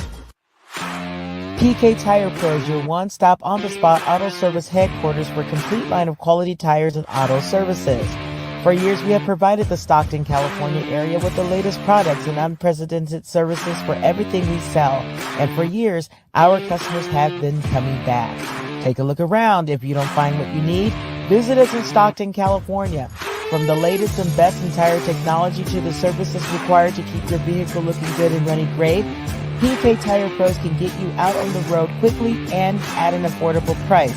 Stop by soon to see why so many people consider PK Tire Pros to be the one-stop shop for all of their tire needs. At PK Tire Pros, our friendly and knowledgeable staff, quick and dependable service professionals, and affordable prices all come together to make driving out on a new set of tires easy. On top of that, we never tire of tires. Stop by and see us, and you'll be glad you did.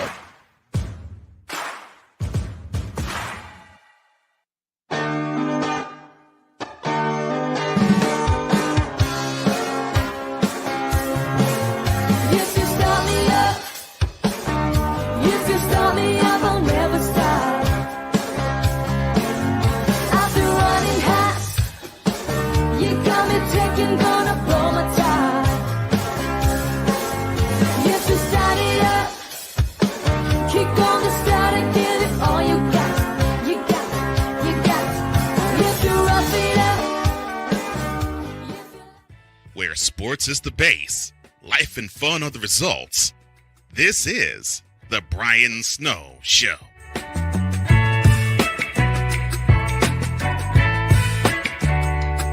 Oh, yeah. The Brian Snow Show continues on this Monday, and we are presented by SeatGeek. If you are looking for the best way to experience live sports, then SeatGeek is your answer. I keep forgetting to push the button. SeatGeek has you covered. With just a few taps on your phone, you can find the best seats for concert, sports, theater, and more. Don't miss out on unforgettable moments. Download the SeatGeek app today and get ready for an experience like no other. Each ticket is vetted for authenticity and ranked on a 1 to 10 scale. And right now, if you use the code Snowman, you'll get $20 off of your first purchase. For those of you watching on YouTube, the link is in the description box below. And that's only through the power of SeatGeek, where fans can fan. Speaking of fan, here's a fan of my programming, and I am a fan of his and a fan of the man here. That's Dan the Man Levely, and he joins me right now on this Monday edition of the Brian Snow Show. What's up, Danimal?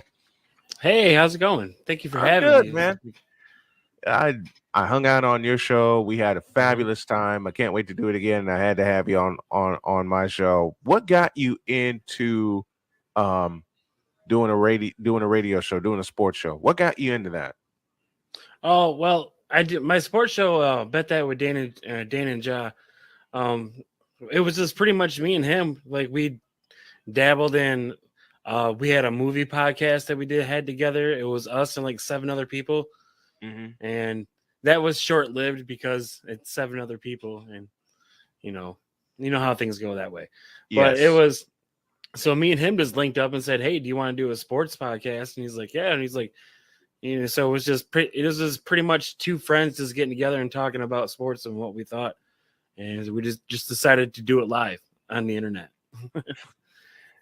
Do it live. Boy, I know that. So I know that very, very well. That sounds so familiar. How long you been doing it? I think Bet That's been going on for almost a year now. Nice. But I've been podcasting for about 3 years now. So. Cool. I know getting into the business of podcasting is something else. Where are you from originally? I was I was raised in Sanford, Michigan, but I grew up in Saginaw, Michigan. Michigan boy, and I see you sporting the Lakers, sporting the Yeah. Lakers, sporting the I Los get a Angeles lot of Lakers flack. hat. Listen, Dan is one of my favorites. He hangs out on the morning show when he has time, and he Mhm. throws like little comments at us that have us going back and forth. But he's a very very dear friend. Love talking to him. What made you a Laker fan? It was Magic Johnson. I grew up idolizing Magic Johnson. There you go. And he was it all stems back to Michigan State. Mhm. I'm a Spartan at heart, so Oh, that's it's- good. And Magic Johnson was my idol growing up, and so I just became a Laker fan. I was a Bulls fan briefly because of MJ, Yeah. but I was just kind of like I like both of them, so I was kind Yeah. of just back and forth. I got So, I got you. mhm. Listen, my first favorite player was Julius Irving, Iceman, and or Dr. J, yeah. yep, Dr. J. my first favorite player was Julius Irving, and my mother, rest her soul, grew up made me a Showtime Laker fan because she loved Magic Johnson and Abdul Jabbar and James Worthy and those guys. So, Mhm. Dad said there's no problem in you liking both the Sixers and the Lakers because you have favorite players on both teams. Mhm. And then Michael Jordan showed up in 1984, and all of us were going, "What?" Right. I knew he'd be a great player when he was at North Carolina. I mean, how can you not be when you have the nerve to take a jump shot in front of 60,000 people for a national championship? And that wound up being the winning bucket for the national championship, and that legend was born. Right. What was it about Magic Johnson that made you a fan? It's the way he plays. It was pretty much the way he dishes, he passed. He played with style. It was like, it wasn't the trash talk, style. Like I'm gonna like obnoxious. It was just like it was the dishes, and it was the passing, the way he facilitated, and he was a scorer back in Michigan State too. People don't realize that, but he was a pretty good scorer too. Mm-hmm. He was a But great yeah, scorer at Michigan State. It was just the way he played the game, and it was beautiful to watch. And I was like, this one, and I would just watch him, and I go, all right, get his footwork down, and then I would go try and do his moves and stuff too, and I would use that on my game too. So, and it was just it was just basic stuff. It's just fundamental stuff. I've said often, and you've heard me say it, that the fundamentals in today's NBA are gone. And that's why the game is where it is. And I get so much pushback saying, well, these guys are athletic. Yeah, they're athletic, but look at how they play. Look at the style of basketball that they play. It's like you can take the Dream Team, for instance, on that example, is because the Team USA was like the most dominant basketball team in the world until they got beat by a fundamentally sound Argentina team. Right. And then the fundamentals is what destroyed Team USA until the Redeem Team came out, as you can see on Netflix. But the Redeem Team came out, and pretty much Kobe saved the day. Of course. Of course it was Kobe. And Kobe did save the day on that team. And again, just going back to the fundamentals being missing, because one of my other favorite point guards was John Stockton. And the way Stockton would initiate the offense, he wouldn't walk up the floor like you see people do now. He'd run. He'd dribble. He'd be dribbling basketball, and he's at full tilt, getting the Jazz in their offense immediately. That's what I love. John Stockton, Mark Price, Kevin Johnson, Magic Johnson, they didn't walk up the floor. They ran. Maurice Cheeks, they didn't walk up the floor. They ran up the floor. Yeah, it's the up tempo style. And that's pretty much how we learned too. When I was younger, it was run. This game is about running, so run. And it was just it was that. It wasn't take the flashy 3-pointers or alley oops. We were little, we couldn't do that. I mean, you basketball is a game where you run. You got to be a thoroughbred to play basketball. So you have the ball in your hands. You're the quarterback of the offense. You run. I get so much pushback on mentioning the style of basketball when I was growing up. But listen, when you see the teams that we've seen over Right. the years, and not just the Lakers and Philadelphia and Boston, and later on the Bulls, but the Milwaukee Bucks with Sidney Moncrief. Mhm. You see the Denver Nuggets and who they had with Alex English. You Mhm. see the Phoenix Suns with Kevin Johnson. And when KJ. when KJ got to Phoenix, KJ and Mark Price were teammates in Cleveland. Mhm. A lot of people don't remember this. Mhm. KJ and Mark Price were teammates in Cleveland, but Mark Price had pretty much won the starting job Right. over KJ. So KJ was shipped to Phoenix. Larry Nance comes to Cleveland. And when Mhm. KJ got to Phoenix, and I love talking about Kevin Johnson. When Kevin Johnson got to Phoenix, he just took the Suns to another level. Yep. He had a pretty good lineup around him too. Like Cedric Sabalos was there with him too. So yeah, he had a fairly good lineup.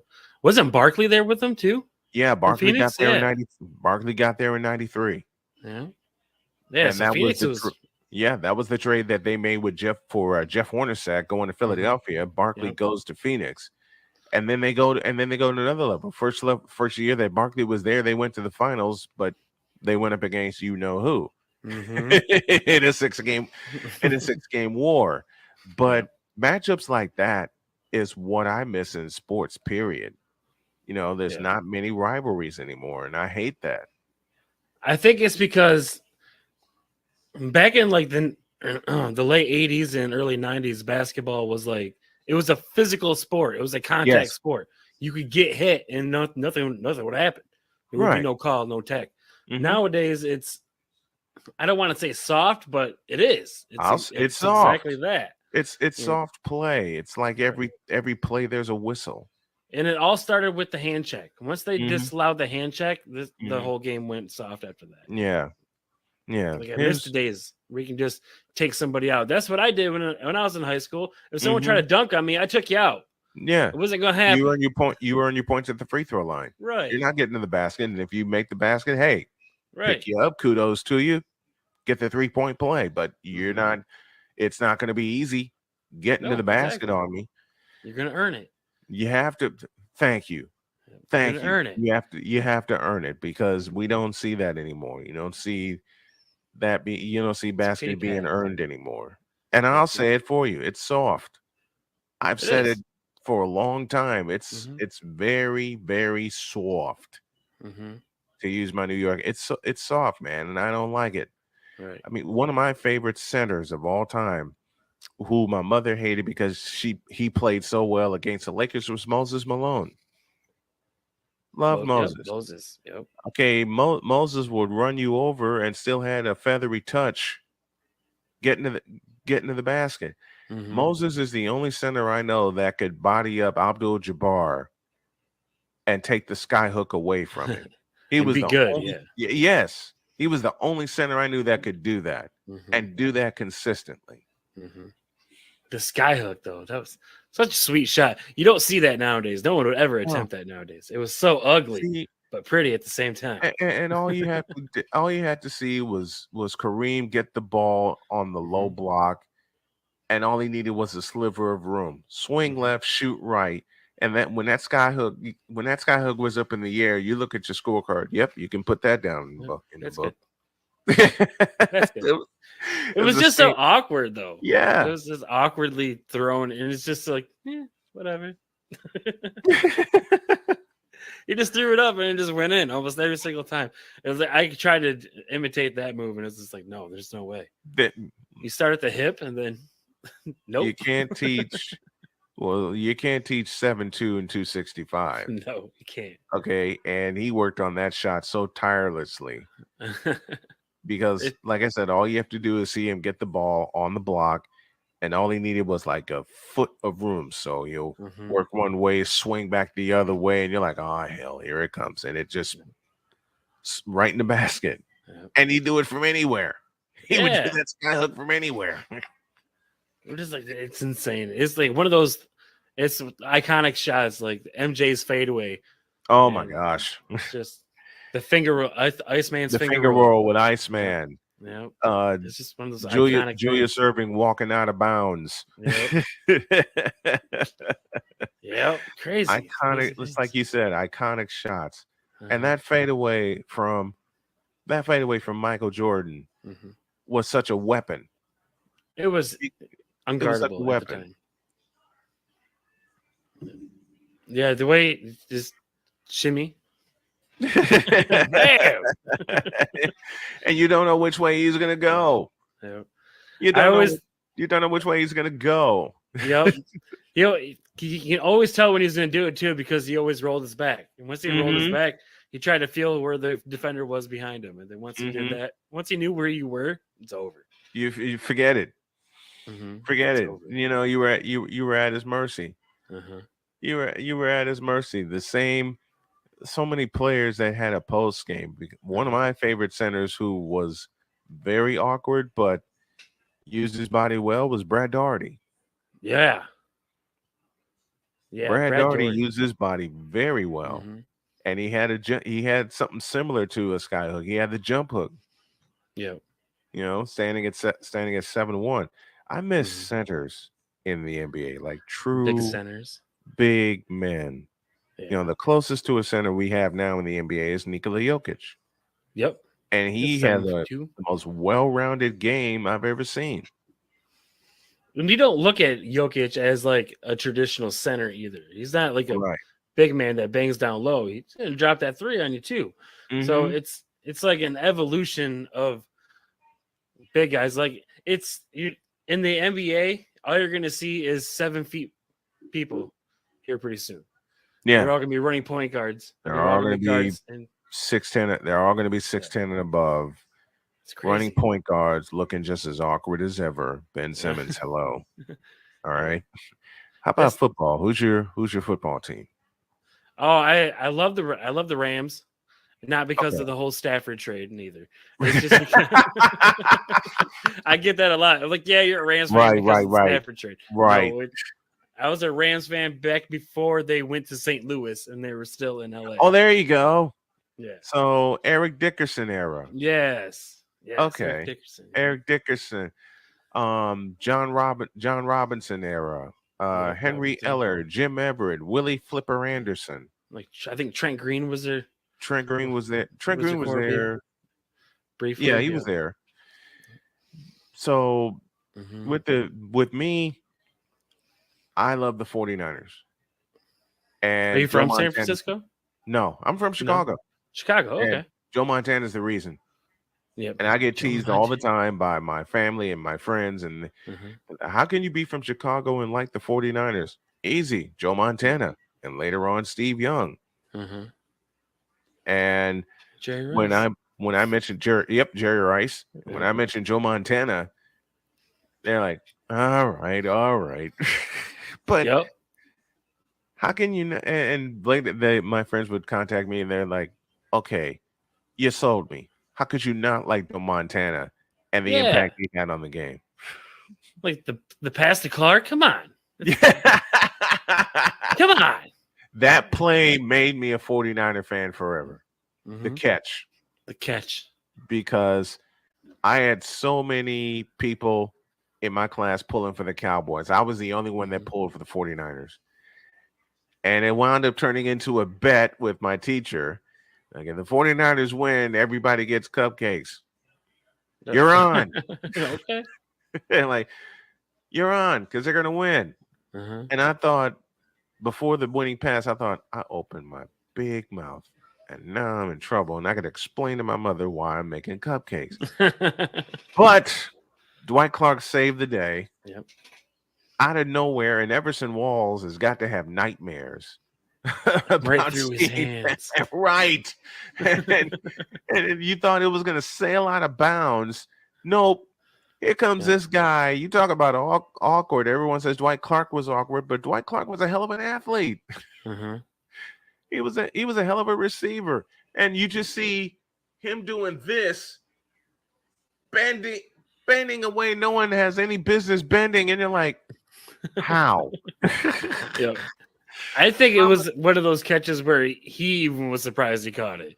It was just like what you just reach for it and just hope, and you're just like, Mm-hmm. it's there, it's there. You just hope against hope that it's there, Uh-huh. and it's there, and it's there, and you're like, how did he catch that? Just like, yes. Wow. Yeah. next Jaw-dropping day, moments, yeah. in class, we're all sitting there laughing. My teacher's laughing as she brings in the box of cupcakes, and we're all like, okay, good. They better be And- bringing those cupcakes in. Right. Dan Levely joining me here on the program. We're talking sports, talking our favorites. Who are some of your other favorite football players growing up? LT, like LaDainian Tomlinson, very big Mhm. fan of his. Mhm. LT, Randy Moss, Randy huge fan Moss. of Randy Moss. I love Randy yeah. Moss. Like changed the game for the wide receivers like forever. Yeah. Yeah. So 2 quintessential receivers that changed the game: Jerry Rice and Randy Moss. Mm-hmm. You know, Yep. and Randy I Moss. grew was- up watching Jerry Rice. It was Jerry Rice and Steve Young. I followed the Niners briefly when I Yeah. started getting into football, and Mhm. there was the Singletary era and Mhm. Steve Young. Jerry Rice was on the team. I think T.O. was on the team later. T.O. came later. But yeah, it's that era that got me into football, and just watching Jerry Rice, it's like you can't stop him. You can't stop No. Jerry Rice. You can't. Maybe when he was a Raider, but not when he was a Niner. When he was with the 49ers, all he needed was like one move. Yeah. And he didn't even have to make that move. The I stutter mean, step. he And and out. John Taylor were the masters of taking a 4-yard pass and then turning it into a long run. Mm-hmm. And you couldn't catch him either. They were so fast. You didn't think they 0 to were 60, that like fast. gone. Right. You didn't think they were that fast Yeah. until you tried to catch him. Uh-huh. Like, wait a minute, why I can catch up with this guy, and he's pulling away, and he's slowly pulling away, and you're like, oh, why am I not catching him? Why am I not catching him? And the same with John Taylor. Uh-huh. That's John a Taylor, down, yep, up, the same down way. like a busy James, same with John Taylor. You take a 4-yard pass, and you're right there to make the play. He makes like a simple move inside, and he takes off. And going, what? Yep. And in one game against your Rams in '89, he caught 2 90-yard touchdown passes. Mm-hmm. And both times the Rams had the 49ers pinned in their own territory deep. The first one he hits Taylor should have been stopped at the 20-yard line. Yep. The defender falls down and takes We're off. right next to It's over. I'll tell you a It's quote that's over. funny, almost Tell me about the like, Dan Levely show. How'd that What, get what do started? you want for Christmas? It was during COVID, like when everyone Really? became a Yeah. everyone became a podcaster. That's when it started. True. But yeah, it started out as it was a podcast called Oops Caught Me Smoking, and it was a cannabis based podcast. Yeah. And it's pretty much all I talked about was cannabis. And I was just like, let's divert, let's grow out of this audience. I still Yeah. have my followers from that audience too, because I still dabble a little bit while I'm on the show. But Right. it's mostly because I wanted to bring amateur comedians, independent musicians and artists. I wanted them to have like a place where they can come and get their music heard or get their stand-up heard, because I'm a huge fan of stand-up comedy. I was a comedian for like 3 weeks. So I was like, I like it better when other people do it because they're better at it than I am. But yeah, I just wanted to get a place where I can get independent artists, like hip hop artists from Saginaw, Detroit, Corpus Christi, Texas, like all these people from these small cities that have they have trouble getting heard. So that's what I wanted to create my show, so I can give them a platform to be heard. And I love the show. Mhm. I absolutely love the show. From the first episode you sent me, I've been a big fan of your show. And it's a great variety show. It's absolutely a great variety show, and I love it. Dan Levely joining us here on the program. Go check out the Dan Levely Show. It's an absolutely fabulous program. You'll have a fabulous time listening. All the amateur comedians get heard. Amateur hip hop artists get heard. You never know who's gonna be there, but I guarantee you, he brings some great guests, and it's always a great time. Just like a great time it was here hanging out with Dan. Dan, thank you so much, my man. I really appreciate you. I love you, and I can't wait to have you back on. Hey, anytime, man. Just give me a call. Just get a hold of me. We'll set something up. We'll set something up. Thank you, Dan. Yeah. Appreciate it. Yeah, appreciate. That'll do it for this edition of the Brian Snow Show. I hit the button too soon. I'm so sorry about that. That'll do it for this edition of the Brian Snow Show on a Monday. Hope y'all enjoy it as I enjoy bringing it to you. I wish you well. I say God bless, and I will see y'all tomorrow. So long, everybody.